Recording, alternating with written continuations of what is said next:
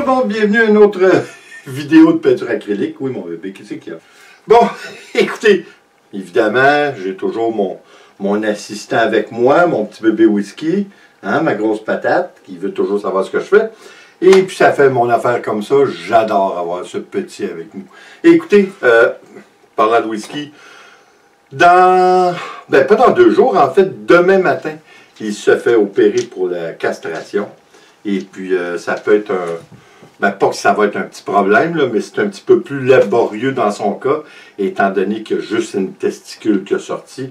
Alors, il y a un élément de recherche au niveau de la chirurgie pour trouver l'autre pour l'enlever. Alors, ça devient comme une opération un peu comme pour une femelle, ça va être un petit peu plus dispendieux, mais c'est pas tellement ça qui nous dérange. C'est juste le fait que notre garçon s'en va se faire opérer. Pas des farces parler de même, mais ceux qui aiment les chiens vont comprendre notre désespoir vis-à-vis cet événement qui est quand même assez traumatisant pour lui, puis un petit peu pour nous quand même. Hein? Alors, on va voir, on va souhaiter que ça se passe bien. Et puis, on va aller le chercher, on va le porter demain matin pour 9 h, puis on est supposé d'aller chercher vers 5 h dans l'après-midi. Alors, tu sais, 10 jours après, hein, que ça va être un petit peu plus difficile pour lui parce qu'il ne peut pas bouger autant, il faut qu'il fasse attention, puis on va être obligé de le sortir. Quoi qu'il en soit, ça va être fait. Hein? C'est un petit coup à donner, puis après, c'est fait pour la vie. Écoutez, cette semaine, beaucoup de choses se sont passées. Je suis un petit peu découragé, je vous avouerai, du YouTube, là, mais ça, je vais y revenir tantôt. On va parler des bons points. Hein? On va y aller avec les bons points. Et puis, un bon point, entre autres, on a réservé pour 2022, pour 2 semaines et demie environ, de terrain de camping en Floride. Parce qu'on peut réserver, mais 11 mois d'avance. Puis je vous le dis, là, 11 mois d'avance, je me suis pris vraiment à minuit et 1 pour réserver mes terrains pour le premier parc national qu'on va faire en Floride, que nous adorons pour y avoir déjà été à quelques reprises. C'est le parc national Fort Clinch, qui est sur l'île d'Amelia, notre île de prédilection, que nous adorons. Alors, on a déjà ça de réservé, mais on a 3 mois en tout à réserver. Malheureusement, dans les parcs nationaux, on ne peut pas rester plus que 2 semaines. Alors, ce qu'on a fait, c'est que j'ai réservé 2 semaines du 8 janvier 2022 au 22 janvier inclusivement. Et puis après, on va être dans ce qu'on appelle le camping KOA, juste sur les bords des lignes entre la Géorgie et la Floride, mais c'est vraiment à 5 minutes de la ville de Yulee, qui est très près de l'île d'Amelia. Et puis on a réservé là pour 4 jours. C'est un petit peu plus dispendieux. Mais vous voyez, sur l'île d'Amelia, à Fort Clinch, pour 2 semaines, c'est 550 $ canadiens. C'est vraiment pas si pire quand vous pensez que louer un condo, c'est 2 fois, puis même des fois 3 fois le prix. Fait que, je veux dire, on va faire avec, là, puis c'est très bien comme ça. Ce qui s'est passé aussi cette semaine, là, je suis obligé de vous avouer que je suis vraiment, vraiment excité de par ce fait. J'ai finalement reçu mon livre. Le livre que j'ai écrit, que ça m'a pris... En fin de compte, pour se rendre à cette étape-là, là, ça a pris... mon Dieu, ça a pris 5-6 ans. Moi, je pense que je suis dans ma 6e année. Alors, c'est un rêve d'avoir mon livre de fait. Comme ça, je vais vous montrer un petit peu mieux. Alors, d'ailleurs, j'en ai fait quelques copies comme ça de hardcover pour les amis et la famille, évidemment. Mais je vais en mettre en vente. J'ai déjà commandé que je devrais avoir sous peu, ou plus tard au début de la semaine prochaine, des formats un petit peu plus petits, parce que comme vous voyez, ça c'est quand même assez grand. Mais ça, je voulais l'avoir, c'était très important pour moi. Vous savez, ça matérialise le travail que j'ai fait depuis près de 6 ans. Et puis c'est quelque chose qui me tient à cœur. J'ai mis, quand on dit on a mis notre âme là-dedans, là, c'est le cas de le dire, je vous le dis, là, ça a été un travail, mais en même temps, ça a été une joie de le faire. Quand j'ai eu terminé, c'était presque un deuil. Quoi qu'il en soit, j'ai commandé des formats, la moitié de ça. Ça, je crois que c'est 8 par 12 ou 8 par 11. J'ai commandé 6 par 9. Alors, ça va être beaucoup plus agréable pour tenir. Puis, ça va faciliter la vente. Je crois que je vais essayer d'en faire quelques distributions ici et là dans certaines librairies, peut-être même des bibliothèques, malgré que je crois miser surtout, ou du moins me diriger vers les e-books. C'est beaucoup moins payant pour les écrivains, mais ça nous met sur la map. Hein? Alors, je sais qu'on fait seulement que quelques sous par vente de livres, mais si vous multipliez ça par des centaines de mille, on ose espérer, ça ne veut pas dire que c'est le cas, mais j'espère que ça va l'être. Comme vous le savez, je vous raconte l'histoire vraiment vite faite là, pour vous donner un aperçu, pour ne pas avoir de jugement, parce que là, je vais vous conter quelque chose après, c'est incroyable. Et c'est l'histoire d'un personnage qui s'appelle Stan Gillis. Lui, pour toutes sortes de raisons, là, il arrive toutes sortes de choses dans sa vie, puis assez complexes, mais il y a une affinité avec l'Allemagne depuis qu'il est tout jeune, puis il ne comprend pas tout à fait pourquoi.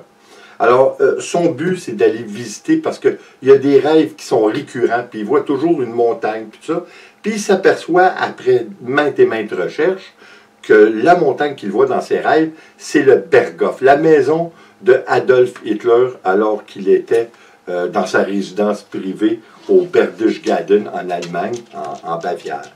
Alors, lorsqu'il se ramasse assez de sous, il décide d'y aller. Et puis, je vous évite le gros de l'histoire. En gros, il arrive à l'endroit où il y avait le Berghof, qui est aujourd'hui, qui n'existe plus. C'est juste certaines petites pierres qu'on voit ici et là, une partie de l'entrée, puis c'est tout. Il perd connaissance, il se réveille dans le corps de Adolf Hitler en 1936. Alors, à partir de ce moment, il y a de la misère à faire la transition parce que lui, il ne peut pas comprendre, il pense que c'est un rêve. Mais, en gros, l'histoire, c'est qu'il vit une relation amoureuse avec celle qui était la maîtresse d'Adolf Hitler, c'est-à-dire Eva Braun. Et puis, on apprend toutes sortes de choses aussi, parce que j'ai essayé de garder quand même une certaine fidélité à l'histoire pour reproduire au moins un côté historique. Par contre, le gros de l'histoire, c'est que Stan, lui, en gros, il veut changer le cours de l'histoire, évidemment. Hein? Il veut essayer d'éviter une Deuxième Guerre mondiale, et ainsi de suite. Alors, c'est là qu'on suit son parcours. Et puis, je crois que c'est intéressant. De toute façon, mon livre va être en vente pour qui le veut bientôt. Malheureusement, il n'est qu'en anglais. Je n'ai pas trouvé personne pour le traduire sans ça. Il coûte une fortune. Alors, pour l'instant, il va rester en anglais. Je crois que ça m'ouvre peut-être plus de portes. On verra. Mais il va être en vente au prix de 18 € à qui le veut, plus les frais de manutention et de transport. Alors, écoutez, ça reste à voir. L'histoire que je voulais vous conter, c'est vraiment... je vous avouerai que j'ai été pris un petit peu à court. On a fait, comme je vous dis, des livres pour les amis et la famille. On a une cliente qui s'appelle Mme Schumacher. Aucune relation avec le pilote de Formule 1. Nous adorons cette dame. C'est une dame qui vient d'Allemagne. Elle s'est établie ici au Canada, au Québec, dans la fin des années 70, avec son mari et ses enfants. Je lui avais parlé de mon livre l'été dernier, puis elle semblait quand même être assez ouverte à ça. Alors, je m'étais dit, je vais lui faire une belle dédicace dans mon livre, lorsque je l'aurai. J'ai marqué dedans à une personne que nous aimons bien, Madame Mommy, merci, puis, vous savez, mais je l'ai écrit en allemand. Alors, écoutez, avec Nicole, on va lui porter le livre, on lui laisse dans un sac, on lui donne, parce qu'on n'a pas le droit au contact, évidemment, il faut faire attention. Et puis, on était sur la route, puis elle nous rappelle à peu près, mon Dieu, une demi-heure après, pas plus que ça. Elle dit en anglais, elle dit là, M. Jobin, elle dit, venez chercher votre livre. J'ai dit, OK, c'est pourquoi au juste? Ah, dis-moi, ces histoires-là, ça ne m'intéresse pas. Mais j'ai dit, je ne voulais pas vous offenser, là, Mme Schumacher. L'histoire, en gros, c'est pas l'histoire d'Hitler, c'est l'histoire de Stan Gillis, qui est dans le corps d'Hitler, puis lui, son but, son objectif, c'est de changer le cours de l'histoire. Ah, mais elle dit, de toute façon, ça ne m'intéresse pas, les science-fiction. Elle dit, je le laisse dans un sac dehors. Je vous avouerai que j'ai vraiment resté surpris. Ça m'a estomaqué. Je ne savais pas trop quoi penser. C'est sûr que la dame, écoutez, on peut pas juger parce que, évidemment, comme beaucoup de gens, elle a vécu probablement des horreurs. Hein, parce qu'elle a 83 ans, cette dame. Elle vivait dans une ville qui était en Allemagne, mais qui est aujourd'hui, depuis la Deuxième Guerre mondiale, une ville en Pologne. Alors, ça pourrait être Danzig, je ne sais pas. Mais quoi qu'il en soit, c'est dur à juger. Mais vous voyez le problème? C'est que j'ai écrit une histoire fictive, mais en même temps, juste parce que le mot Hitler, ça me ferme beaucoup de portes. Qu'est-ce que vous voulez faire? Je comprends la situation, mais en même temps, c'est une fiction. Alors, je n'ai pas essayé d'humaniser le type. J'ai pas, loin de là. C'est pas son histoire, c'est l'histoire de Stan Gillis, mais qui vit évidemment dans le corps d'Hitler. Alors, il fait face à la réalité que Hitler a eue. Écoutez, mon but, c'est d'en faire une série. La prochaine fois, le tome 2, devrais-je dire, ça va être notre personnage de Stan Gillis, qui essaie parce qu'il comprend un peu comment il peut maîtriser ce voyage, si on veut, ou ce transfert de réalité et de temps. Il veut se transformer dans la peau de John F. Kennedy. Alors, écoutez, il arrive toutes sortes de choses, puis Oswald fait partie de ça. Ça peut être intéressant. De toute façon, vous savez, c'est un sujet délicat. Je savais dès le départ comment c'était, mais je voulais parler un petit peu de la vie privée de Hitler, encore une fois, sans toutefois l'humaniser, puis je croyais que la meilleure façon, c'était de passer par un personnage fictif. On ne peut pas plaire à tout le monde, ça c'est clair. Que voulez-vous faire? Hein? En attendant, écoutez, YouTube, comme j'allais vous dire, YouTube c'est un petit peu décourageant parce que c'est des hauts et des bas et on approche bientôt les 10 000 abonnés. J'espère d'ailleurs que vous allez vous abonner parce que c'est très important pour nous. Hein? C'est comme un cercle vicieux. Plus que d'abonnés, plus qu'il va en avoir. Vous comprenez ce que je veux dire? Ça fait un effet boomerang un petit peu. Et puis, c'est important parce que plus on a d'abonnés, plus on a de chances de générer des sous. Parce que là, à toute fin pratique, on n'en génère pas. Là. Ça me coûte de l'argent. C'est pas que ça me dérange tellement. Ça me dérange pas tellement. Mais c'est pas encourageant, je vous avouerai, d'investir autant de temps. C'est le seul travail que j'ai fait dans ma vie. Puis je crois que c'est le seul travail au monde qu'on travaille autant pour si peu. On fait pas, écoutez, là, on ne fait pas du 1$ de l'heure. Là.